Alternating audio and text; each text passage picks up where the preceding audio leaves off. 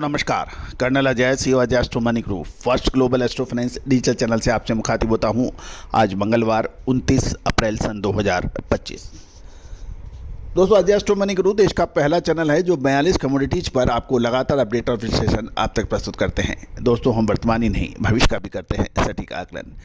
दोस्तों इस समय ग्लोबल टैरिफ वॉर चल रही है। अमेरिका और चीन के साथ साथ पूरा ग्लोब इससे प्रभावित हो रहा है। लेकिन कहा जाता है कि ये स्ट्रेटेजिकल प्लानिंग होती है किसी भी देश को अपने अधिक से अधिक प्रोडक्ट बेचने की। और ट्रंप प्रशासन ने भी बहुत सी रियायतें घोषित की है, टाइम फ्रेम को एडजस्ट किया है। भारत के अंदर कुछ महत्वपूर्ण ट्रेड समझौते अमेरिका के साथ होने की संभावना है। भारत और अमेरिका का व्यापार समझौता जल्द होने की संभावना बन रही है। इससे आयात और निर्यात में क्या प्रभाव पड़ सकता है, जानिए रिपोर्ट विस्तार से। दोस्तों खबर निकल के आ रही है कि अमेरिका के ट्रेजरी सेक्रेटरी स्कॉट बेसेंट ने संकेत दिया है कि भारत संभवतः ट्रंप प्रशासन के नए व्यापार ढांचे के तहत पहला देश होगा जिसके साथ अमेरिका द्विपक्षीय व्यापार समझौता अंतिम रूप देगा। इससे दोनों लोकतांत्रिक देशों के बीच आर्थिक संबंध और मजबूत होने की उम्मीद लगाई गई है। बेसेंट ने यह भी कहा कि भारत के साथ बातचीत काफ़ी आगे बढ़ चुकी है और जापान और दक्षिण कोरिया जैसे अन्य प्रमुख साझेदारों से ये आगे तरक्की है। उन्होंने ये भी कहा कि मुझे लगता है कि भारत वह पहला देश होगा जिसके साथ हम व्यापार समझौता साइन करेंगे।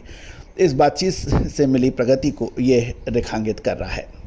ये संभावित समझौता ऐसे समय सामने आ रहा है जब अमेरिका जुलाई से 26% तक रेसिप्रोकल टैरिफ लागू करने की योजना बना रहा है। भारत की अपेक्षाकृत कम टैरिफ संरचना और सीमित सरकारी सब्सिडी ने अमेरिका के साथ तेज बातचीत को संभव बनाया है।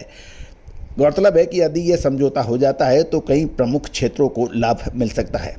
भारत से अमेरिका को pharmaceuticals, gems and jewellery, textile, sea food, engineering goods के निर्यात में वृद्धि की संभावना है।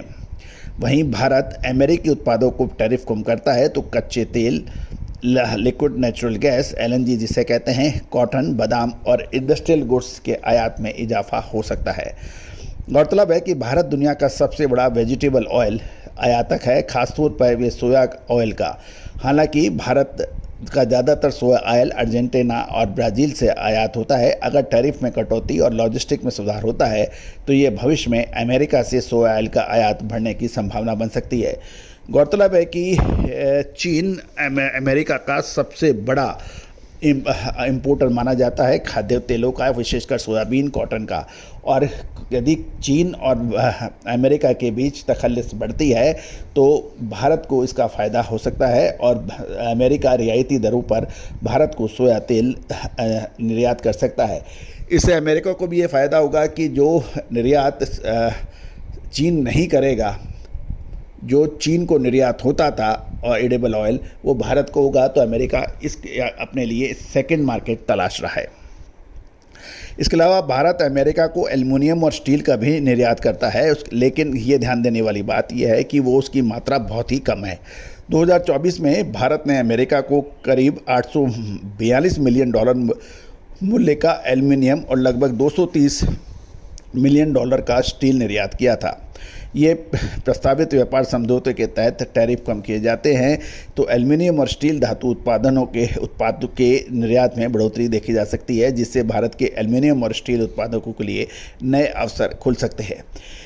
ये संभावित व्यापार समझौता एशिया में द्विपक्षीय साझेदारियों को मजबूत करने, सप्लाई चेन को मजबूती के लिहाज से एक राजनीतिक और रणनीतिक कदम माना जा रहा है।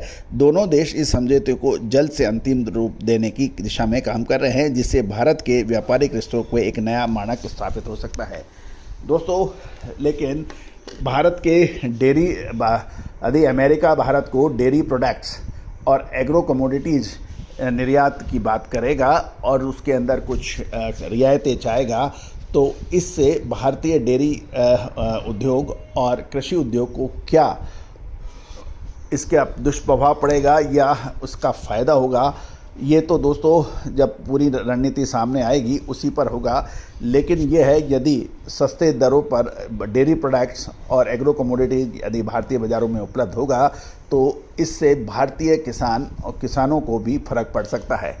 गौरतलब है कि भारत एग्रीकल्चर के मामले में एक आत्मनिर्भर राष्ट्र माना जाता है, लेकिन दाल और एडिबल ऑयल जैसी महत्वपूर्ण जो फसलें हैं इसके ऊपर आत्मनिर्भर नहीं है और भारत को इंपोर्ट करना पड़ता है। तो दोस्तों, जब समझौता का अंतिम रूप आएगा उस फिर हम आपको विश्लेषण देंगे। आपकी क्या नज़र है, आपका क्या कहना है, आपकी क्या कमेंट है?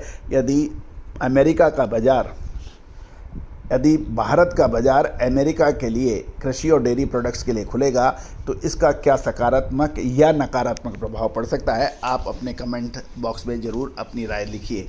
All the very best, good luck, happy trading.